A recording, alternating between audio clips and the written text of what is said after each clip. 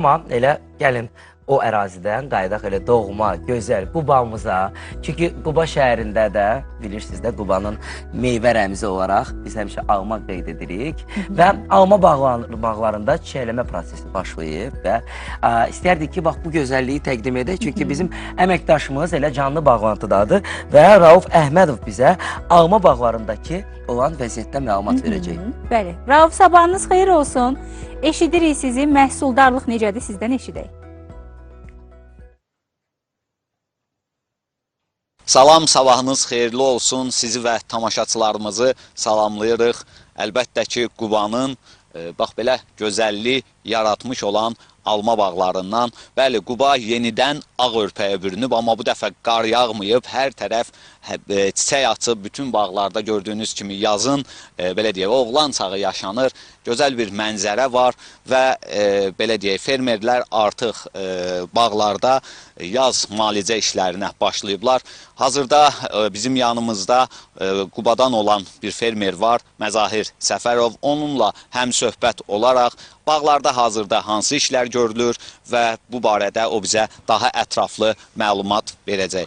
Xoş gördük, sabahınız xeyirli olsun. Necədir bağlarda vəziyyət, hansı işləri görürsünüz? Biz sevinirik ki, bu günləri bu bağlarımızda yəni ağ örpəyə bürünüb, yəni çiçəklənmə dövrüdür. Biz də sevinirik ki, gələcək zamanlarda biz öz məhsulumuzu yaxşı, yüksək keyfiyyətdə yığa biləcəyik. Yəni buna agrotexniki qaydada biz qulluq edirik, yəni gübrəsini veririk, çiləməsini aparmışıq ki, yaxşı məhsul əldə edək.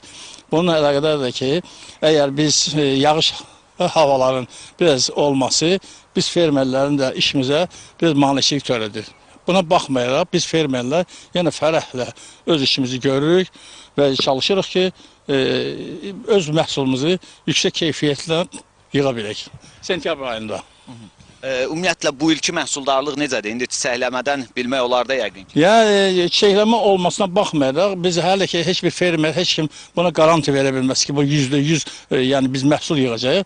Haradasa 40-50%-nə deyə bilərik ki, biz məhsul yığa biləcəyik sentyabr ayında ki, yüksək keyfiyyətlə. Uğurlar olsun. Və onu da bildirmək istəyirəm ki, Qubada ümumilikdə 14.000 hektar meyvə bağı var. Bunun təxminən 8.000 hektarını alma bağları, yerdə qalan 7.000 hektarını isə digər, belə deyək, meyvələr təşkil edir. Onu da qeyd edim ki, ötən il bu bağlardan ümumilikdə təxminən 110.000 tondan artıq məhsul yığılıb. Bu ilki məhsuldarlıq da, belə deyək, keçən ilkindən bir qədər də yüksək olacağı proqnozlaşdırılır. Bizdən hələlik bu qədər, yenidən sözü sizə ötürürük. Təşəkkürümüzü bildiririk. Əsas odur ki, məhsuldarlıq ötən illərlə müqayisədə daha çox olacaq. Bax, bu xəbəri də biz almış olduq.